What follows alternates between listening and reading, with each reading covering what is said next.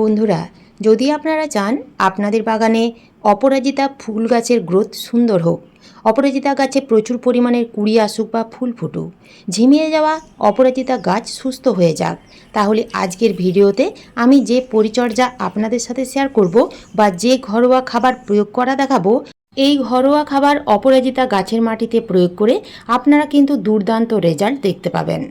মাটিতে থাকা বিভিন্ন ধরনের ক্ষতিকারক পোকামাকড়, ছত্রাক, এছাড়াও কেন্ন, কেঁচো, শামুক দূর হয়ে যাবে।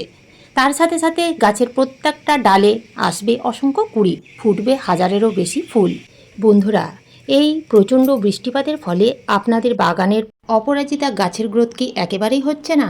এছাড়াও অতিরিক্ত বৃষ্টিপাতের ফলে আপনাদের অপরাজিতা গাছে কিংবা গাছের মাটিতে ফাঙ্গাস লেগে গাছগুলো কি মৃত্যুর দিকে ঢলে পড়ছে? গাছের অধিকাংশ পাতায় হলুদ হয়ে যাচ্ছে কিংবা গাছে কুড়ি আসছে, সেই কুড়িগুলো ফুলে পরিণত হওয়ার আগেই ঝরে যাচ্ছে।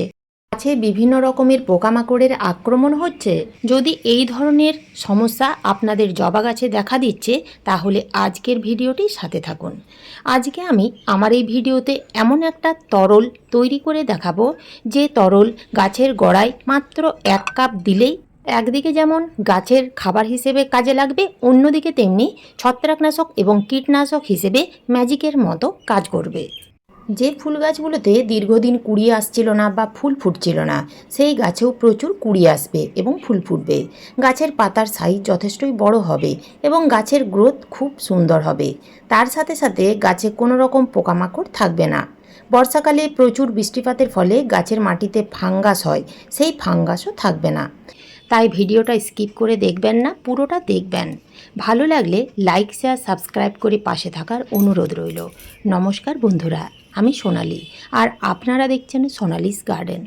অপরাজিতা গাছ থেকে প্রচুর পরিমাণে গাছ ভর্তি ফুল নিতে গেলে অপরাজিতা গাছগুলোকে সরাসরি সূর্যালোকে রাখতে হবে।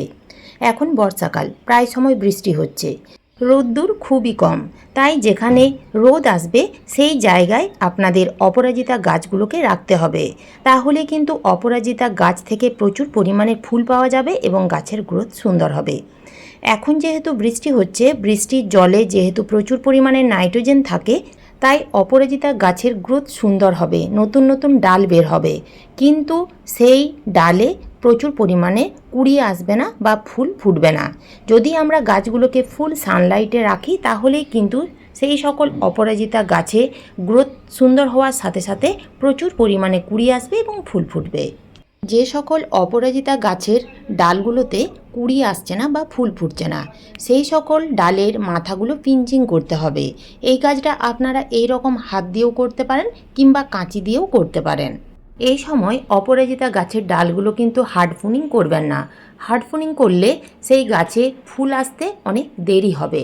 তাই এই সময় যদি ডালের মাথাগুলো 1 থেকে 2 ইঞ্চির মতো করে কেটে ফেলা হয়, তাহলে গাছের গ্রোথ যেমন সুন্দর হবে, তার সাথে সাথে প্রত্যেকটা নতুন ডালে অসংখ্য কুড়িতে এবং ফুলে ভরে যাবে। অপরাজিতা গাছের গ্রোথ যদি একেবারেই হচ্ছে না, গাছের পাতাগুলো যদি হলুদ হয়ে ঝরে পড়ে যাচ্ছে কিংবা কুড়ি আসছে না, তাহলে আপনারা অপরাজিতা গাছগুলোকে রিপোর্টিং করুন।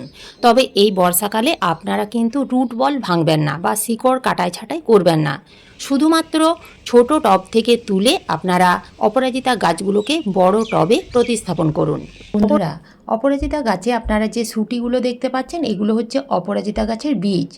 তো অপরাজিতা গাছের মধ্যে যদি এই রকম প্রচুর শুঁটি তৈরি হয় বা বীজ তৈরি হয়, তাহলে কিন্তু গাছের গ্রোথ তো থেমে যাবেই, তার সাথে সাথে ফুল ফোটা প্রায় বন্ধ হয়ে যাবে।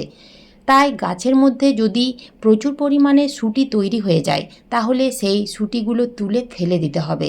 এছাড়াও বাসি ফুল বা শুকনো ফুল, সেগুলো কিন্তু গাছের মধ্যে রেখে দিলেই হবে না, সেগুলো গাছ থেকে তুলে সবই ফেলে দিতে হবে।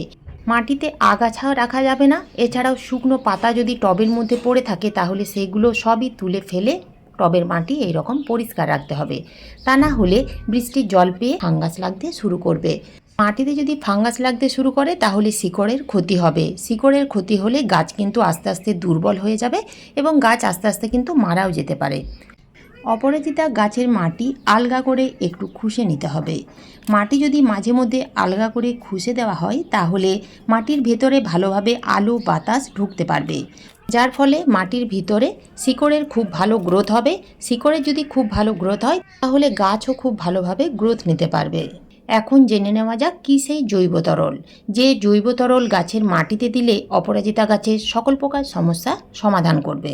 তো এই জৈব তরল আপনারা কিভাবে তৈরি করবেন? তৈরি করার জন্য প্রথমে লাগবে এই রকম একটা পাত্র। এখানে কিন্তু কোনো রকম প্লাস্টিক বা কাঁচের পাত্র দিলে হবে না। তাতে 500 ml প্লেন জল নিতে হবে। এই জলের সাথেই মিশিয়ে নিতে হবে 1 চামচ চা পাতা। এখানে কিন্তু আমি কোনো রকম ব্যবহার করা চা পাতা ব্যবহার করছি না।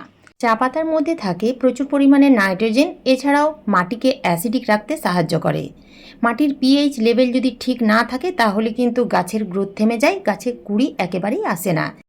এরপরে যে উপাদান দিতে হবে তা হলো দারুচিনি বা দারচিনি।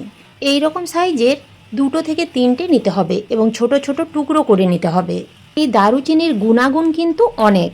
দারুচিনির মধ্যে থাকে ক্যালসিয়াম, ম্যাগনেসিয়াম, পটাশিয়াম, লৌহ।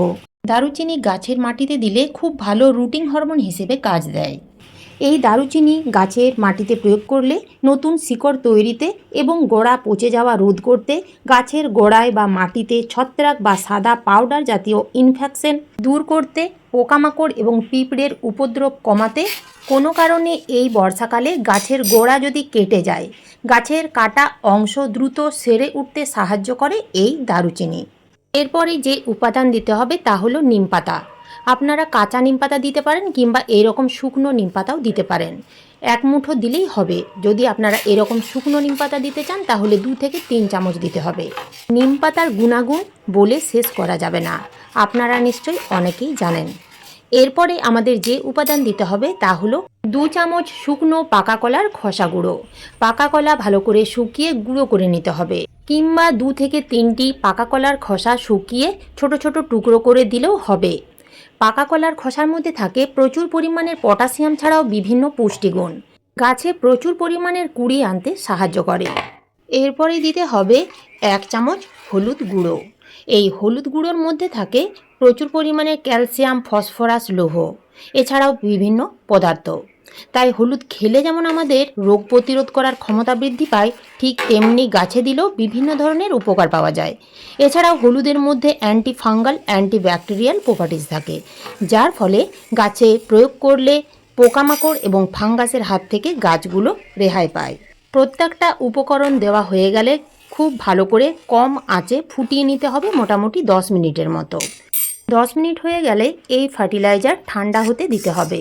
ঠান্ডা হয়ে যাওয়ার পর অন্য একটা পাত্রে ছেঁকে নিতে হবে। না ছেঁকে আপনারা কখনোই এই ফার্টিলাইজার ব্যবহার করবেন না। আপনারা ছাঁকনিতেও ছেঁকে নিতে পারেন কিংবা সুতির কোনো কাপড় দিয়েও ছেঁকে নিতে পারেন। তো দেখুন কি সুন্দর একটা পাওয়ারফুল খাবার, কীটনাশক এবং ছত্রাকনাশক তৈরি হয়ে গেছে। এই লিকুইড 3 ভাবে আপনারা ব্যবহার করতে পারবেন। এই লিকুইড আপনারা কিন্তু সরাসরি গাছের মাটিতে প্রয়োগ করতে পারবেন না।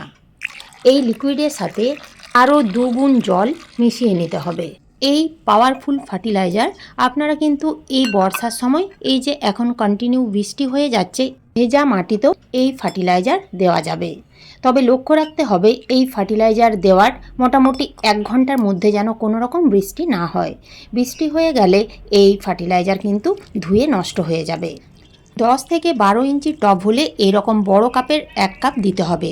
মোটামুটি 150 থেকে 200 ml দিলে হবে। আর যদি ছোট গাছ হয়, ছোট পটে থাকে, তাহলে পরিমাণ কমিয়ে দিতে হবে। তাহলে হাফ কাপ দিলে হবে। মোটামুটি 100 ml পর্যন্ত দেওয়া যাবে 10 থেকে 12 দিন অন্তর। এই খাবার গাছের মাটিতে দিলে একদিকে যেমন খাবার হিসেবে কাজে লাগবে, অন্যদিকে মাটিতে থাকা বিভিন্ন ধরনের পোকা মাকড় ছত্রাক দূর হয়ে যাবে। এই ফার্টিলাইজার আপনারা যে শুধু অপরাজিতা গাছের মাটিতেই প্রয়োগ করতে পারবেন তা কিন্তু নয়। এই ফার্টিলাইজার আপনারা গাছে স্প্রে করতে পারবেন। এই ফার্টিলাইজার একদিকে যেমন খাবার হিসেবে কাজে লাগবে, অন্যদিকে তেমনি গাছে স্প্রে করলে গাছের মধ্যে থাকা বিভিন্ন রকমের পোকামাকড়, ফাঙ্গাস দূর হয়ে যাবে। প্রত্যেক সপ্তাহে 1 বার কিংবা 10 থেকে 12 দিন অন্তর স্প্রে করলেই হবে। তো এই বর্ষায় আপনারা এই খাবার তৈরি করে গাছের মাটিতে দিয়ে দেখুন এবং ছোট্ট ছোট্ট টিপসগুলো ফলো করুন। দেখবেন আপনাদের অপরাজিতা গাছে ঠিক এই রকম একটা ডালে প্রচুর পরিমাণে অপরাজিতা ফুল ফুটতেই থাকবে। গাছের গ্রোথ যেমন সুন্দর হবে, সেই গাছের প্রত্যেকটা পাতা থাকবে ঘন সবুজ। আজ এই পর্যন্তই, ফিরে আসবো অন্য কোনো নতুন ভিডিও নিয়ে। ধন্যবাদ।